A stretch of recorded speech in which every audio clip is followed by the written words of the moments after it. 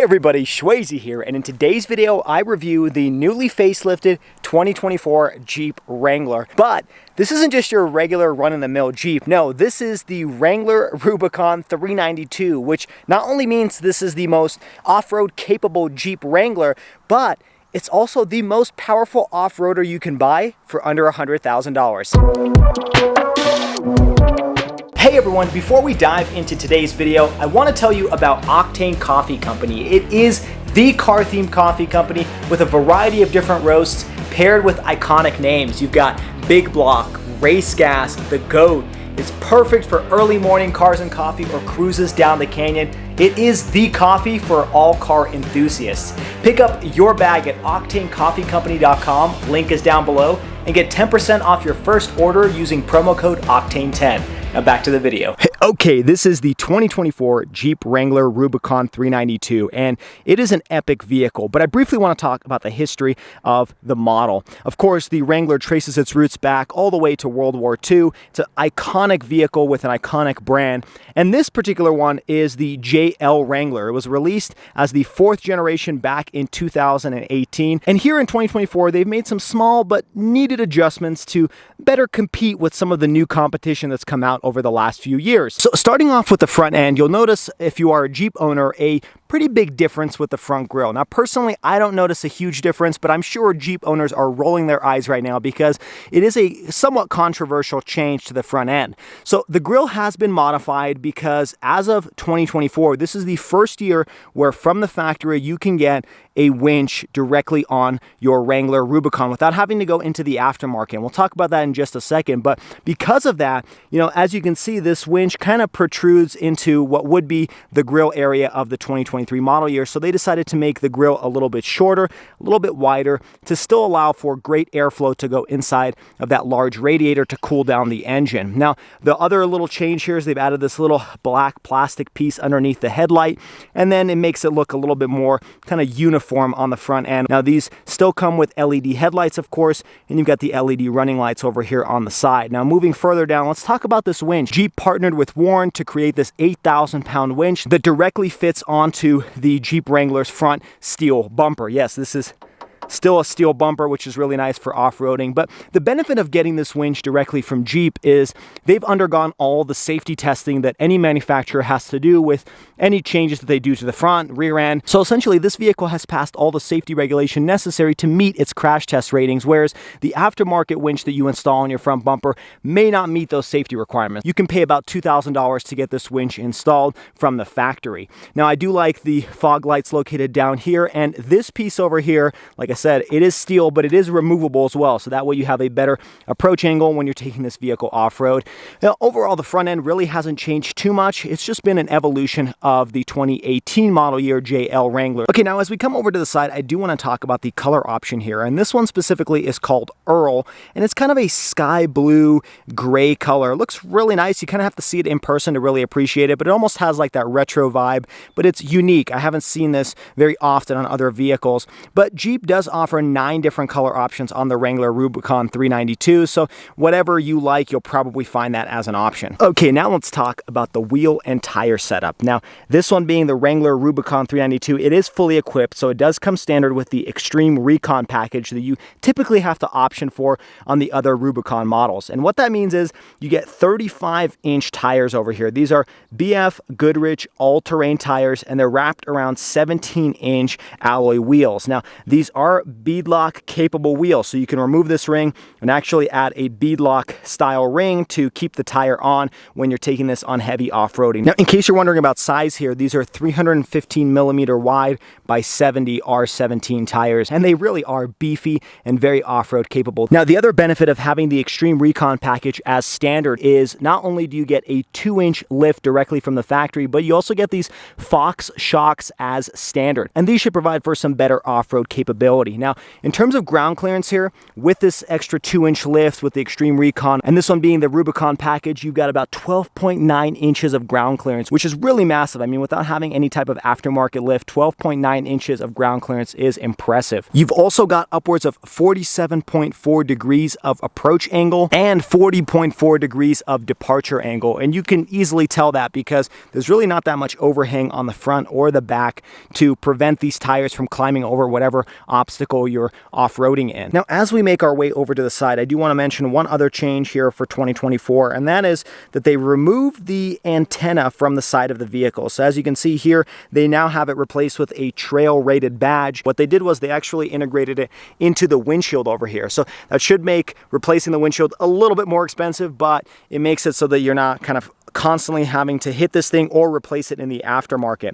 Now, the other thing I want to mention here is this one being the Wrangler Rubicon 392. There's not really a great way to tell the difference between this from a regular Rubicon. Really, the one major difference is the gold bronze accents all throughout the vehicle. So first off, you'll notice the Rubicon is actually outlined in this bronze color over here. Same with the Jeep logo down here at the bottom. This badge has a little bit of bronze, even the trail rated badge. And then of course, an easy telltale sign is the 392 over here on the hood, which also has some bronze accents. And then you may have noticed on the front bumper as well, there's bronze tow hooks over here, which kind of are a clear indicator. But other than that, there's not really an easy way to tell the difference. I kind of wish they made this look a little bit beefier, a little bit more aggressive than just your regular Wrangler Rubicon. But you know, that was a style choice for them to add that bronze accents, and I do like that they did that. Now let's talk about the length of this vehicle. It's about 188.4 inches, and for comparison, the Ford Bronco, which is its closest competitor, is about 189.5 inches. So it's just a little bit shorter than the Bronco. It's also a little bit narrower, but very, very similar in size. All right, coming over to the rear end, they really didn't change much for this 2024 model year, but it really didn't need it. It looks really good. You've got LED taillights back here with the blind spot monitoring integrated. Of course, you have this massive 35-inch tire, and you've got this Jeep Performance Parts badge over here as well. Now, as we make our way down, I do want to point out that you again have steel bumpers back here. You've also got parking sensors. And then moving further down, one amazing feature back here is the quad exhaust ports to get all of that exhaust out of that big Hemi V8 engine under the hood. Now, as we're back here, let's talk about towing capacity. The Wrangler Rubicon 392 has a max towing capacity of 3,500 pounds, but for a first time ever in Jeeps, other trim levels of the Wrangler can get upwards of 5,000 pounds of towing capacity, which is really impressive because the Ford Bronco's maximum towing capacity is 4,500 pounds on the Raptor and only 3,500 pounds on the regular Bronco. Now, before we jump under the hood, I do want to talk about some of the off-road goodies that come on this vehicle. Like I mentioned, this one being the Rubicon, this is probably one of the most capable off-roaders on the market, period. First off, the water fording capabilities on this vehicle are 34 inches high, which is pretty much the same height as the tire. And then lots of goodies underneath this vehicle. So first off, you've got a front and a rear locker that you can activate electronically inside. You've also got a sway bar disconnect, which should make it a little bit easier to go on some rock crawling. Of course, you have a 4 high, 4 low, and then there's also a 4 auto, and that is kind of the standard mode. There's no 2-wheel drive option on the Rubicon 392 because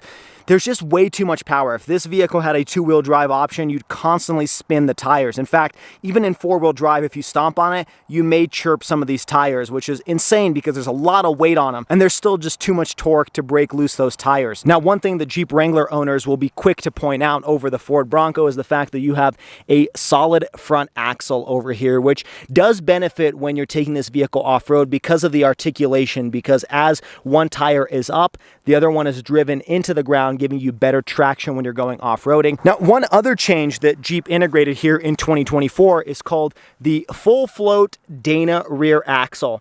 And it's kind of a complicated engineering, but essentially it is where the wheel hub assembly is separate from the axle shaft. And what that allows this vehicle to do is not only make that rear axle a little bit more durable, but it also allows for higher towing capacity. That's why on the lower trim levels with the other engines, you can tow upwards of 5,000 pounds. Okay, now for the moment you've all been waiting for, or at least I've been waiting for.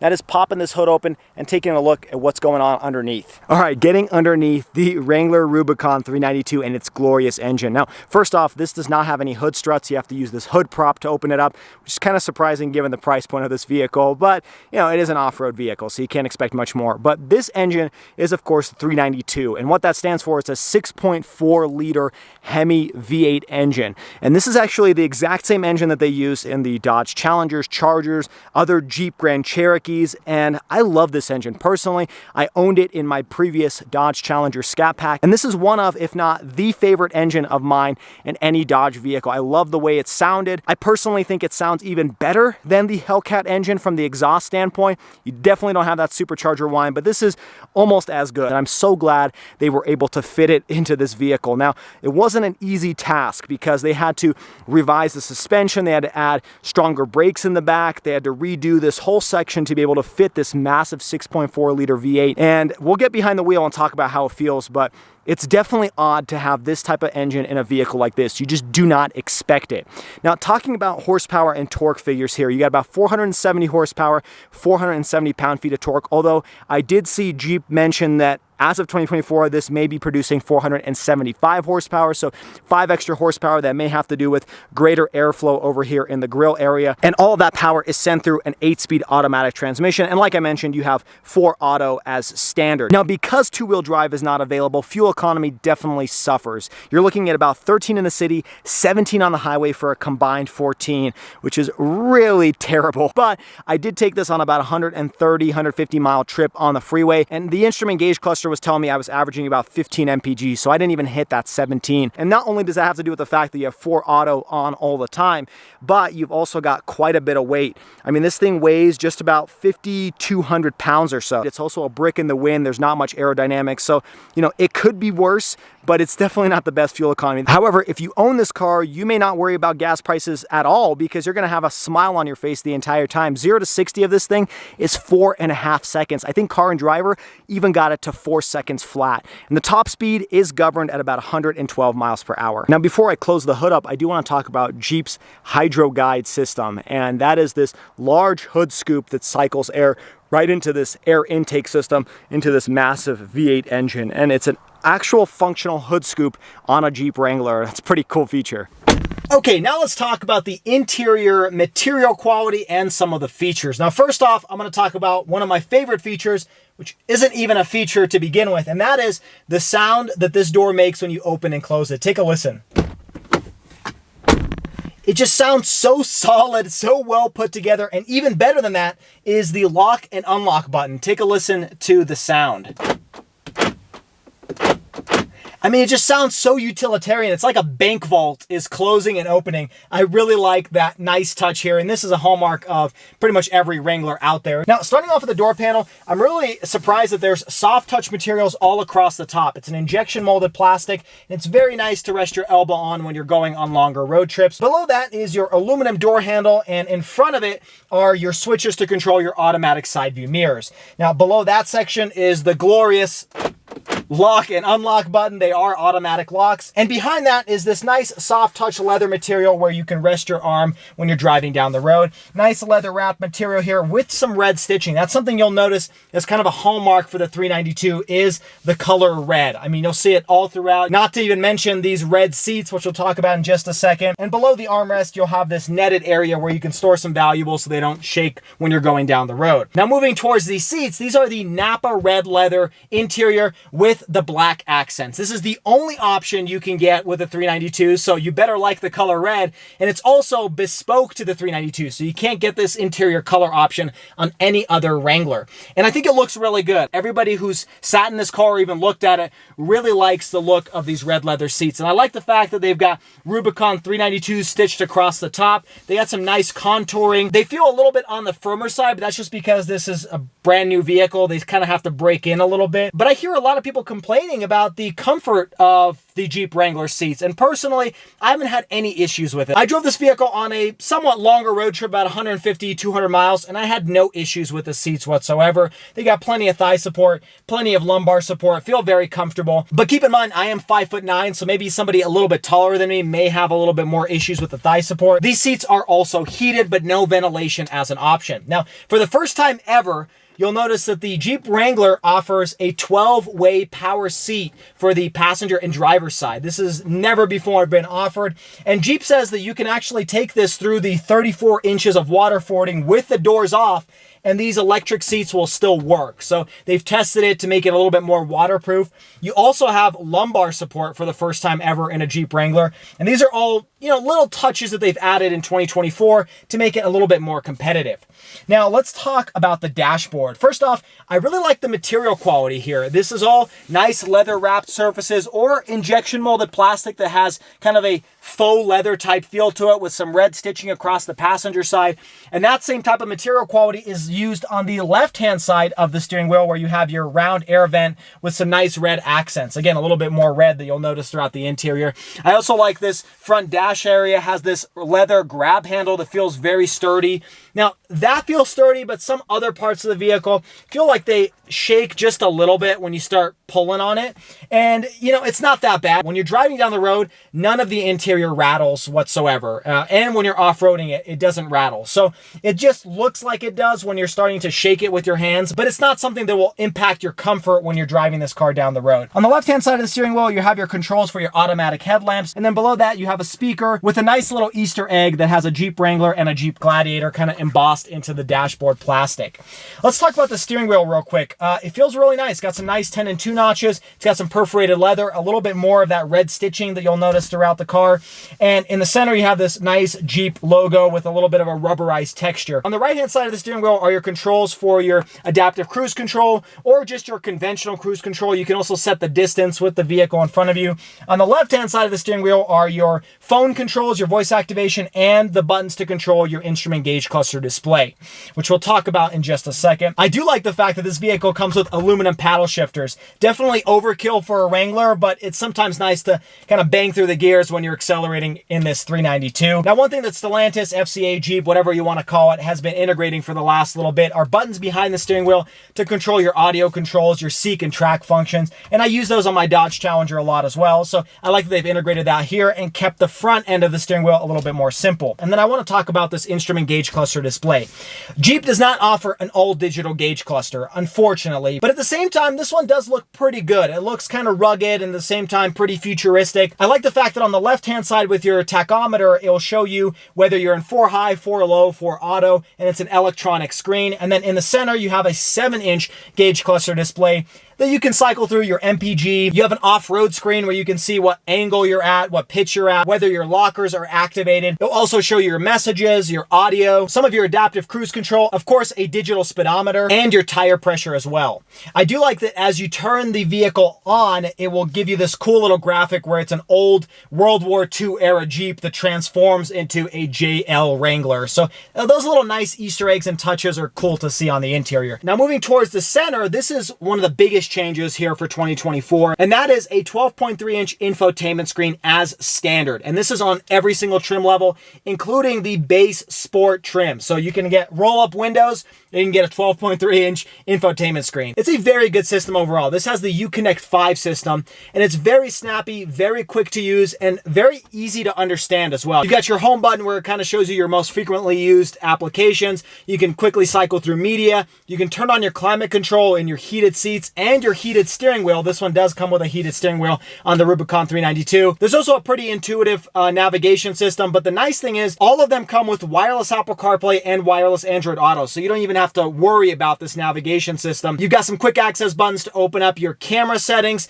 and then you can obviously go through a bunch of different settings where you can adjust the beeps, the sounds, how long it'll stay unlocked, all of the typical stuff that you'd find in a vehicle. And then you can swipe down from the top of the screen to open up the shortcuts button where you can quickly open up your Wi-Fi hotspot, your camera. You can even activate the Alexa device because this is Alexa compatible. And then at the top of the screen, there are some buttons on the left and right hand side where you can open up to quickly access your climate control without having to dive into the climate menu. So a pretty robust and intuitive system, and I like how they've integrated it. Now, there's a couple things I want to mention here. First off, Jeep says that they've made this a little bit brighter and also dust and slightly waterproof. So if you have the roof open and you have some light coming down, it is still pretty bright. I've experienced it myself. I can still easily see the screen and play around with it. And they say that, you know, if you get a little bit muddy, a little bit wet, there's some dust that gets into the car, this screen will still work just fine. Now, another thing to mention is if you do get your 12.3-inch infotainment screen equipped with the in-house or onboard navigation system, you also get something called adventure guides. And what that is it'll open up trails that are located near your area or preloaded trails where it will actually tell you exactly the difficulty level, what kind of terrain is going to be on that trail itself. Really great job, Jeep, for integrating that, because that's a very important feature to have for some newer off-roaders that are either in a new area that they're not familiar with or just trying to get into off-roading, but they don't really know where to go exactly. So I really like that they've integrated that here in 2024. Now, in regards to the screen, of course, you've got Bluetooth connectivity, but Jeep says that for 2024 model year, they've made it so that there's active noise canceling. So I think it actually does work, and the speakers work really well so you can still hear what people are saying on the other end. Now, the other thing Jeep says they did was they added additional sound deadening and insulation to make this cabin a little bit quieter, including acoustic glass on the driver and passenger side. Now, moving below this infotainment screen, this is a new change for 2024. They got rid of the round air vents and they've integrated these horizontal slats. And that's just because of packaging. You can't fit this large screen without having some sort of compromise, and they work pretty well. I will say the AC works well, but I have experienced better working air conditionings in other vehicles. Moving below that, again, you have that nice leather touch surface, but what's nice here is you have a large set of redundant buttons, and a lot of people complain that everything is going all digital and it's kind of hard to find what you want to access with the infotainment screen. And here you've got both options. You can either use the touchscreen or you can use the physical buttons to control your heated steering wheel, your climate control with your fan speed. You can turn on the AC. You can also turn on the heated seats. You can also regulate where the air is going. All of that is controlled with the physical set of buttons below the infotainment screen. You also got some cool features here. So first off, there is this active exhaust button, and personally, I would always have it on. And what that button does is it opens up the baffles inside of your exhaust. And so the exhaust sounds a lot louder when you're turning it on and when you're accelerating down the road. And it's noticeably different. You've also got a button to turn on your off-road cruise control. You've got a physical volume button, physical tune button. And then moving below that, you've got your set of window switches. Now, as with every single Jeep Wrangler, you've got automatic window switches located in the center instead of on the doors. It just makes it so that, you know, when the doors are off, you can still control the windows in the back, and it's also less electronics that are in the door, and it looks cool as well. You've also got a 12-volt power outlet, and then you've got a set of 2 USB ports and an auxiliary port, and below that, you've got a bunch of switches for all your auxiliary controls. So this vehicle has been pre-wired in different sections where you can add, you know, a light bar. These auxiliary switches can be activated to turn on those things, and then you just wire it to whatever's already pre-wired in the vehicle. It's a really nice feature that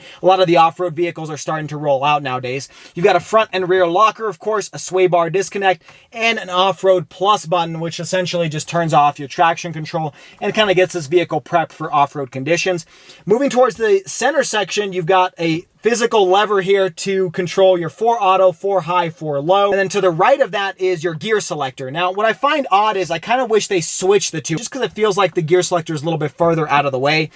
Moving further back, you got 2 cup holders and a manual handbrake too.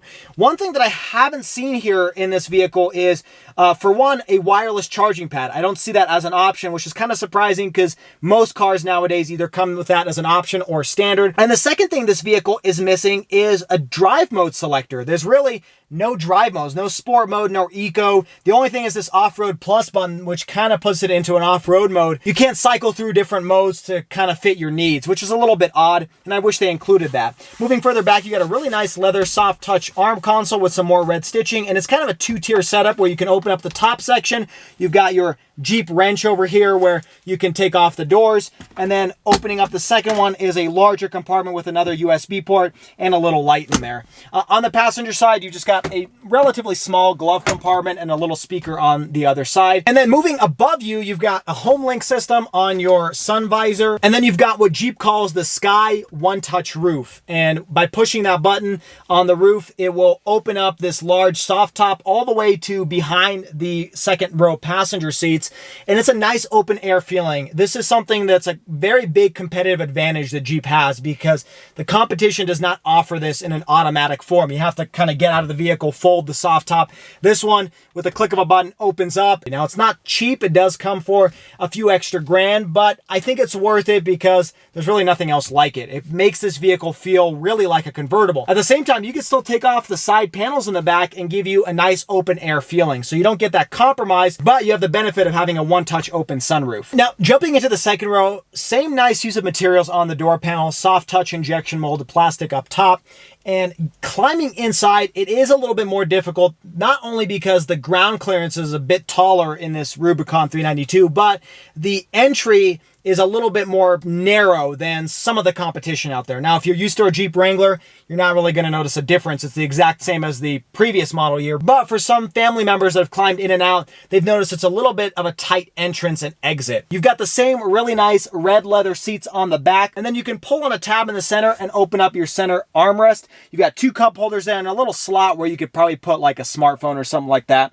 It's also nice leather padded, feels really good on your elbow. And then in the back, you've got a pretty decent amount of legroom. You're looking at 38.2 inches behind the first row, and then headroom is pretty good too. You're looking at about 40.3 inches. So, you know, me being 5'9", I got plenty of space back there. And one thing I really like back there is the fact that you've got rear air vents. That's not something that comes on the Ford Bronco, for example. You can't even get that as an option. Now, below that, you've got your window switch controls and then a plethora of different USB ports. You've got 2 USB-A's and 2 more USB-C's for a total of 4 back there. And below that, you've got just your regular household power outlet. Now, just in front of the second row passengers, you've got the crossbar that connects the passenger to the driver's side, and that adds a little bit of structural rigidity. And on that crossbar, you've got your speaker system and some lighting so that when you're climbing in and out at night, you have a little bit more visibility.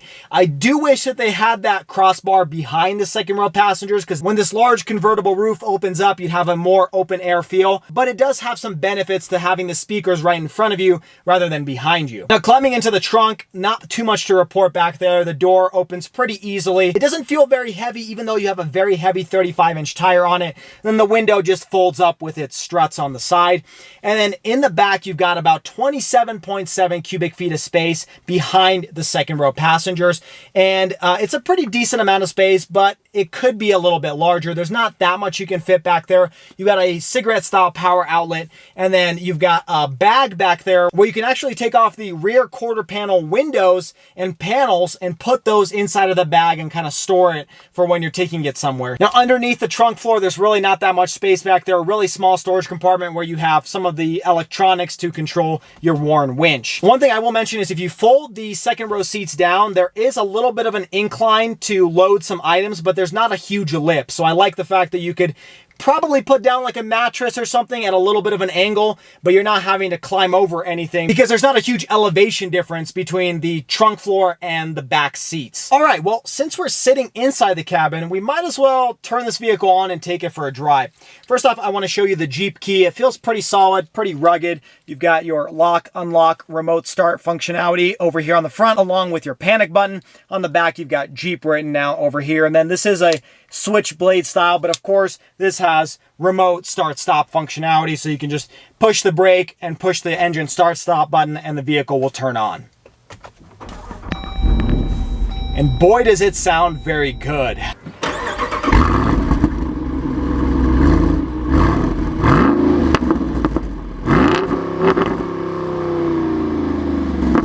All right, setting off in the Jeep Wrangler 392. I've got the performance exhaust on. We got a kind of an open stretch here. I'm gonna put it down and see what it sounds like.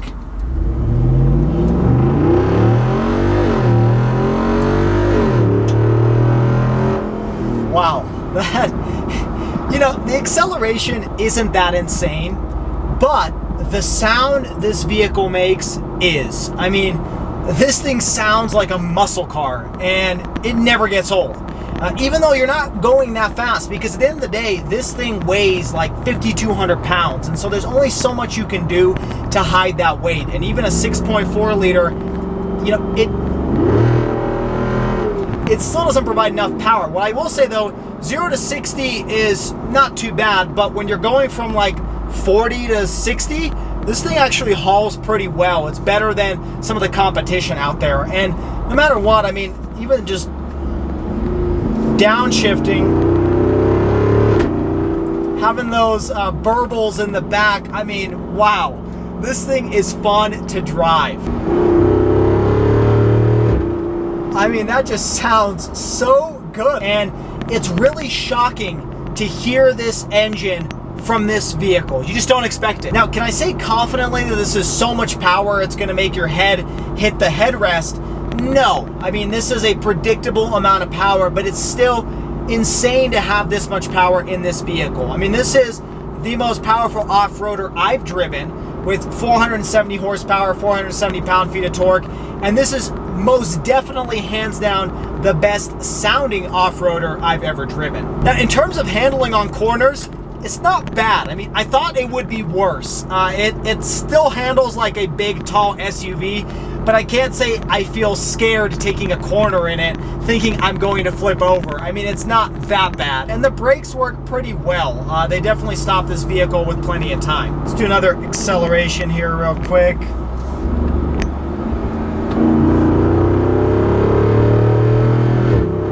I mean, this thing just puts a smile on your face, and there's no way to hide it. I love it. I just love the sound, the V8 engine, the power delivery. It's magnificent.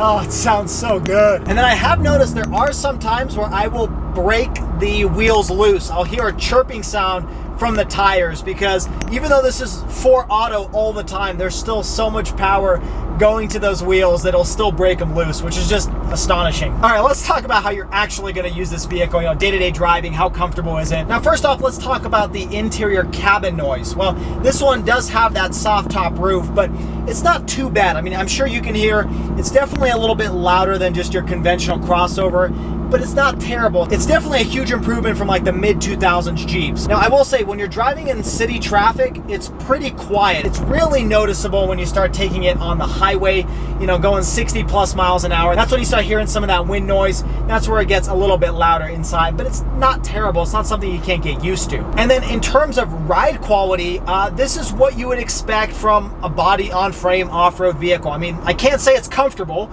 when you're going over bumps, but you know, it's not bad. It's very similar to my Ford Bronco, which, you know, kind of bounces a little bit when you're going down the road over speed bumps or dips, especially here in Utah where our roads are terrible. You're gonna notice that inside the cabin. You know, this is meant for off-road driving, and so, you know, the shocks are tuned for that rather than going high speed and hitting a big pothole or something like that. Oh, I love it. I mean, you can get in a lot of trouble in this vehicle. It's just so much power, so much noise, and so much fun. Did Jeep need to do this? Absolutely not, but I'm so happy that they did. Now, also, if you do take this vehicle off-roading, you do have a front-facing camera. So not only do you have one in the rear, but you have one in the front as well, and you can even turn it on. Here I am going 43 miles an hour, and I can still turn on the front camera. So that's a cool feature. Front cameras are pretty much necessary when you're going rock crawling, because sometimes you can't see what's going on in front of that hood, and it makes it so much easier. So it's nice that you do have that as an option here on the 392. And another hallmark of the Jeep is, of course, the solid front axle.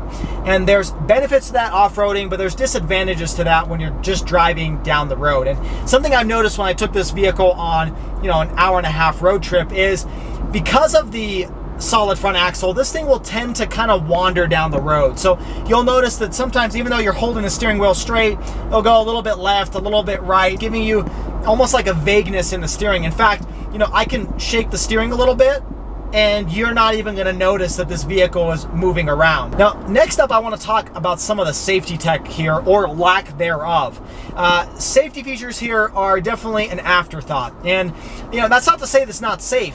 For 2024, they did add side curtain airbags. I wonder where they got that idea from, but nonetheless, nice to have. You know, definitely if you're having your kids or your family driving this car, you're gonna wanna have those extra safety features. But in terms of the safety tech, you know, you do have blind spot monitoring, which is great, but there isn't any type of lane keep or lane centering assist. Now, the Ford Bronco does come with kind of a lane departure warning where it'll vibrate the wheel and let you know you're departing the lane. This does not have that. It will not alert you. You can drive off the lane as much as you want, and there's no nannies or anything like that to bug you. So maybe you like that, maybe you don't, but you don't have that even as an option in the Wrangler. But this vehicle does have adaptive cruise control. There's nothing else really advanced in terms of safety tech, but this is an off-road vehicle and you're likely not buying it because of its safety features. All right, let's do one more pull here before we jump out and finish off this video.